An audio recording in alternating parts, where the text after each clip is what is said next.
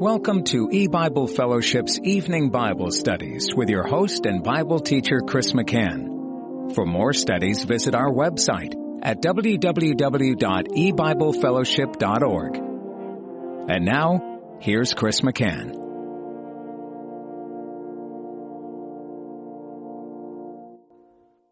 Good evening and welcome to E-Bible Fellowship's Bible study in the book of Genesis. Tonight is study number 28 of Genesis chapter 6, and we're going to be reading verses 21 and 22. And take thou unto thee of all food that is eaten, and thou shalt gather it to thee, and it shall be for food for thee and for them. Thus did Noah according to all that God commanded him, so did he. And that closes the chapter. Now, in this verse, we see in verse 21 of Genesis 6 that the Lord is making reference to the food in the beginning of the verse. And take thou unto thee of all food that is eaten, and thou shalt gather it to thee, and it shall be for food for thee and for them. And the word food, the English word, is actually it's found twice in the verse, but it's two different Hebrew words. And this just goes to show us that it's very important for us to look at the original Hebrew or Greek, because we would never know that in our English Bible, in our King James Bible. There's no distinction made between the words, but they are two different words. The first reference to food is 3978 in the Hebrew Concordance. It's the word found in Genesis chapter 2 and in verse 9. And it says there, and out of the ground made Jehovah God to grow every tree that is pleasant to the sight and good for food, the tree of life also in the midst of the garden, and the tree of knowledge of good and evil. So here God speaks of every tree that is in the garden. He caused to grow every tree that is pleasant to the sight and good for food. And that's the same word that is in Genesis 6:21, where the Lord is commanding Noah. And we see from verse 22, thus did Noah according to all that God commanded him, so did he. That God has been giving the man Noah a series of commands.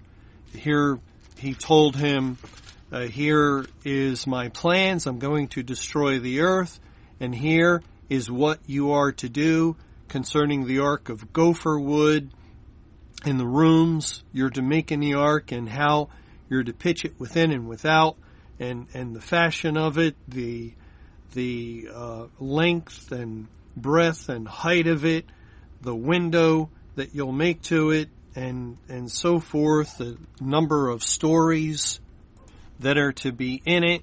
And then God also commanded him the people that would come in, Noah, his wife, his sons and their wives, the animals that he was to bring in. And now in verse 21, the Lord is also commanding him the food that is to be eaten and gathered, and it will be for food for them, the Noah's family, and for the animals. And these are all God's instructions and commandments. Noah had no option. He wasn't given a choice by God that, here's an ark you can build if you want to, or here's an ark I would like for you to build if it pleases you.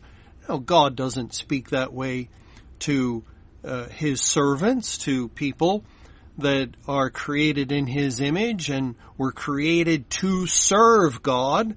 God is king. God is almighty. And the king commands his servants the things that he desires for them to do. And likewise today, when God has given commandments to send forth his word into the world, and prior to Judgment Day, and to blow the trumpet to warn the people, and so forth, and God's servants were obedient to that. And now after Judgment Day has come, and we are in the midst of it, God continued to give commands to feed my sheep, And the Lord's people are not subject to obey or disobey. We don't have a choice in that regard. We can disobey, but we're not permitted to disobey. If we disobey, it's sin. It is rebellion against God.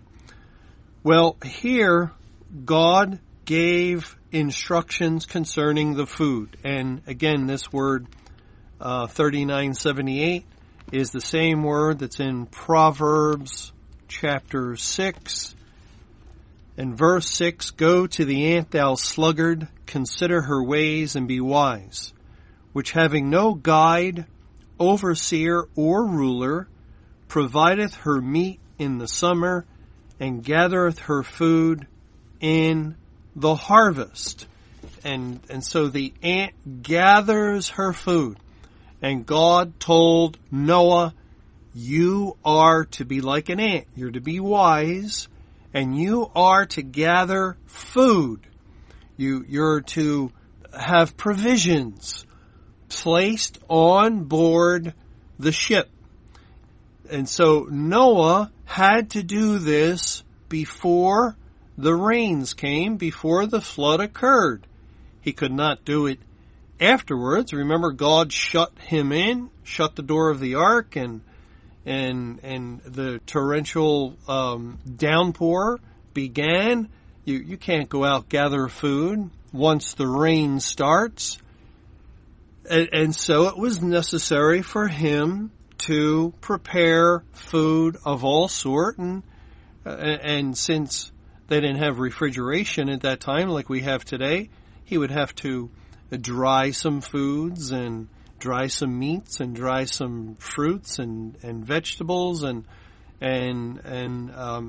also he couldn't do it 120 years before, but he had to do it somewhere within the time frame of the flood.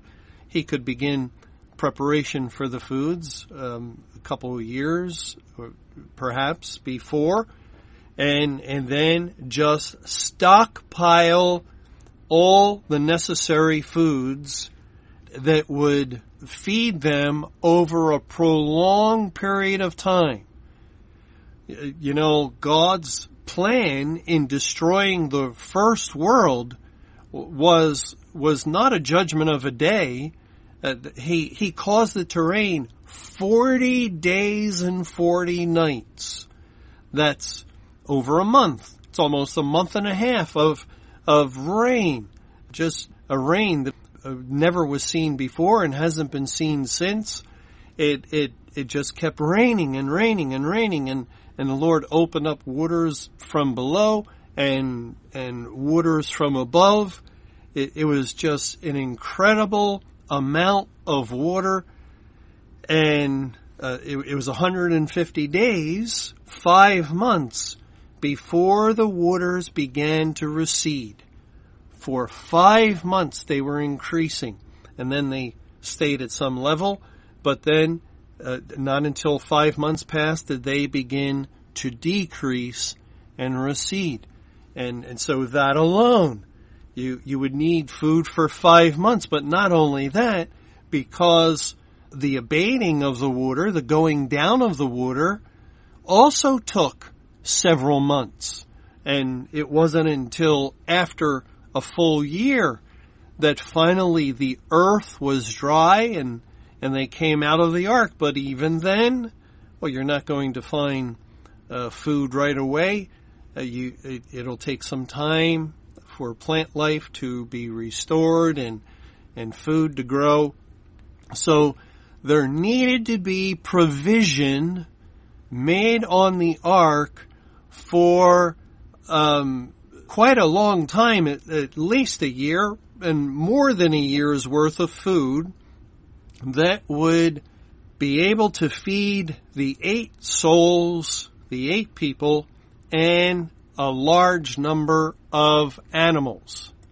Of course, the animals are still a remnant of the whole. It's only a few of the animals that were delivered, but in total, it's still a large number of animals that were spared by God, that were delivered by Him from the flood water. And also, by the way, the feeding of the animals, and we talked last time concerning how the animals are figures of those that God saved. They're figures of God's elect. He typifies His people as sheep or donkeys and so forth. And the feeding of them could only be done by the people, by the 8 people. And the animals didn't feed themselves. They had no ability to feed themselves. But there were 8 souls on board the ark that fed the animals. They fed the sheep. There were sheep, and Noah or his sons or their wives at some point came over and fed the sheep on board the ark and kept them fed, as well as all the other animals. They fed the tigers and the lions and the bears. But it was certain ones that were kept alive that were utilized by God to feed others that were kept alive. Of course, man feeding the animal. But both man and animal represents elect. And so there also we see during the voyage, during the time of deliverance from the wrath of God all around them, when everyone else was destroyed. And all of this, of course, relates to May 21, 2011, 7,000 years from the flood, the time God shut the door. And since that time, we presently, the people of God, have been living on the earth. We are alive and remain, going through the judgment, going through the period of God's outpouring of His wrath. And during this time, what is God's command for us? He tells us in John 21, after a great catch of fish, in verse 11, Simon Peter went up and drew the net to land full of great fishes, 153. And for all, there were so many, yet was not the net broken. The great catch of fish typifies the great multitude brought in out of the Great Tribulation period. And the book, the Gospel of John, does not end there, but Jesus has a mysterious dinner with His disciples, and not with the fish. No, not with the fish. They're set aside somewhere, but with the disciples.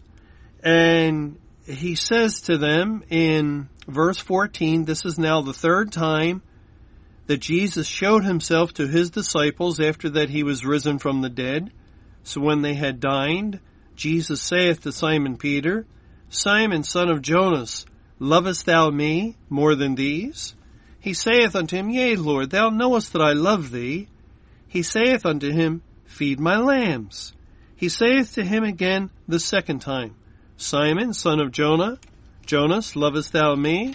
He saith unto him, Yea, Lord, thou knowest that I love thee. He saith unto him, Feed my sheep. He saith unto him the 3rd time, Simon, son of Jonas, lovest thou me? Peter was grieved, because he said unto him the 3rd time, Lovest thou me? And he said unto him, Lord, thou knowest all things. Thou knowest that I love thee. Jesus saith unto him, Feed my sheep. And the sheep, of course, are a reference to the elect, typified by the great catch of fish, that great multitude that's out there.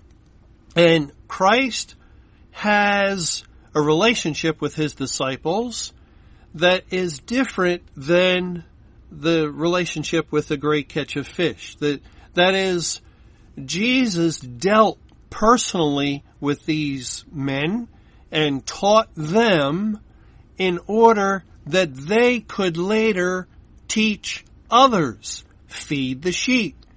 And, likewise, when we look at the overall picture today, we know God has saved a great multitude that are all over the world, but primarily in India, China, Muslim countries, and Africa, in places that do not have resources, means to enjoy, or maybe the political climate to enjoy the Word of God, the gospel, to the degree that others in the West, in America or Canada or South America, in other areas of the world, have enjoyed, and therefore because, say, believers in America have had that freedom, they've had the financial resources and other resources, they have been more closely identified with the true gospel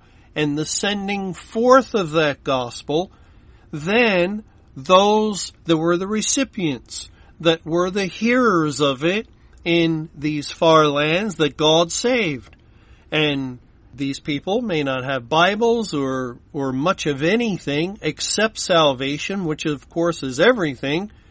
But as far as their ability for them to feed sheep, it's almost non-existent, because they're in a place that will not allow it.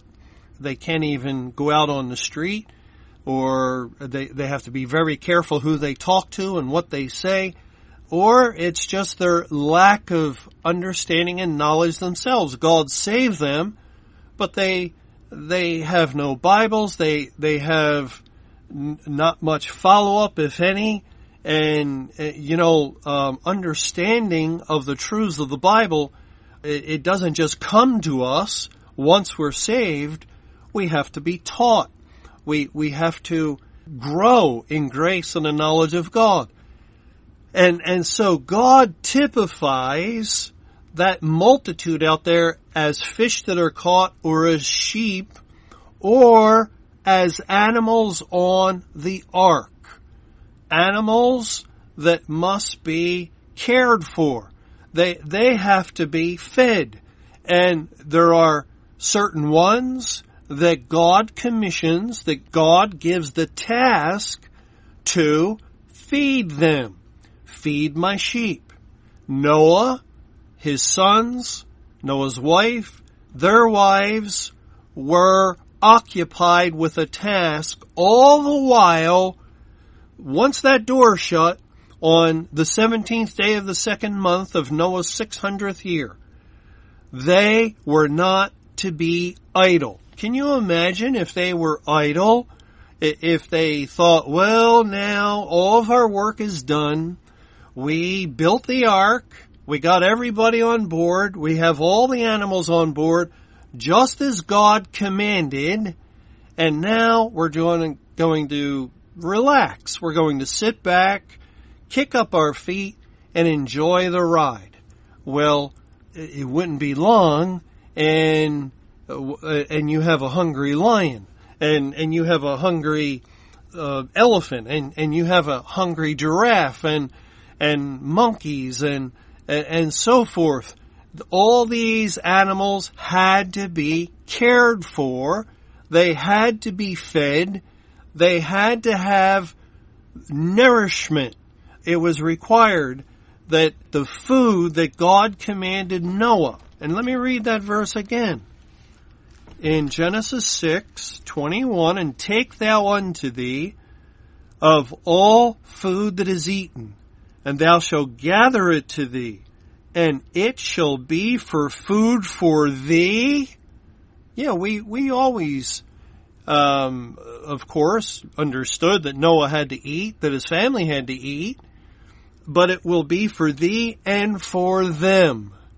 So too did the animals have to eat, which became Noah's occupation. And all of the people that were in the ark, they were probably busy from morning to night. They had to go about, and you feed this group of animals and that group of animals and the next group of animals, and they would have had other needs too, but you have to feed them and feed them and feed them, and then you get through all the various species and animals that are on board, and they have different diets, and you have to take care for each one. You can't just throw it to them, but you have to serve them in a certain way, and you know, things had to be done decently and in good order. And then by the time you're done, you may have to go feed them again, because they needed food. They needed nourishment from that 17th day of the second month to the 18th day and the 19th day and the 20th day to the third month, the fourth month, the fifth month, all the way through the prolonged period of the flood, the decreasing of the waters, until Noah and his family got out of the ark and the animals came out. They were busy. They were busy feeding the animals, taking care of the animals. They were busy with the same task. Isn't that interesting? That it's basically the identical task concerning Noah and his family that Christ gave the disciples in John 21. And the timelines for both converge. Because again, there was night and they didn't catch anything, pointing to the first part of the Great Tribulation wherein virtually no one was saved. Then Jesus gave them direction where to cast their net, and they did, and they had a great catch of fish wherein the net did not break, because it was not the net that had broken in an earlier fishing expedition that identified with the church age, but this net identified with the latter rain, and the great catch of fish typified the great multitude that came out of great tribulation.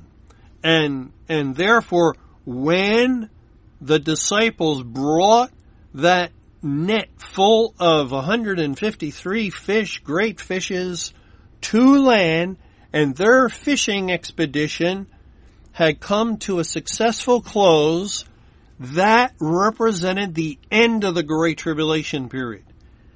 Now, here's where that ties in and fits with Noah's flood. Because the Great Tribulation period began on May 21, 1988, and continued for 23 years until May 21, 2011.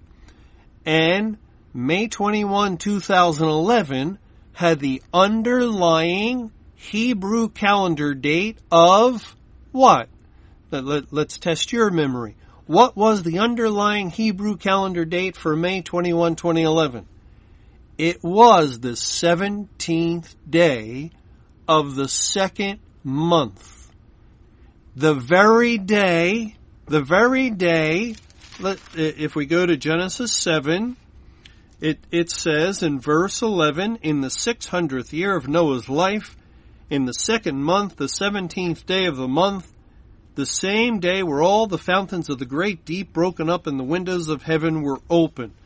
The day the flood began, the day the door to the ark shut, the day that identifies with the end of the Great Tribulation and the completion of the fishing expedition that brought in the great multitude. And what does Jesus tell the disciples as he dines with them and shows himself to them the third time, indicating it is his purpose It is his purpose, and so he says it to Peter 3 times. Lovest thou me? Yea, Lord, thou knowest I love thee. Feed my sheep. It's even set up in 3 stanzas. The question, lovest thou me? The response, yea, Lord. 3 questions, 3 responses. Then 3 concluding remarks. Feed my sheep. Feed my sheep. Feed my sheep. 3, 3, 3. It's a series of 3s to stress in a powerful way the purpose of God after the tribulation. Once the door is shut, once the door of the ark was shut, Noah, he had no other choice. He had to feed the animals. The people with Noah, his family, they had no other work to do. They didn't have to gather the animals anymore. There was no people to be gathered to be brought onto the ark. Their sole responsibility, their only task was feed them. Feed them. You see how it parallels? You see how it comes together?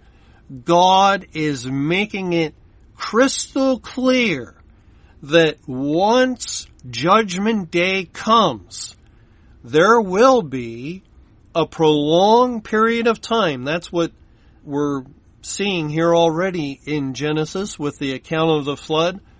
There will be a prolonged judgment.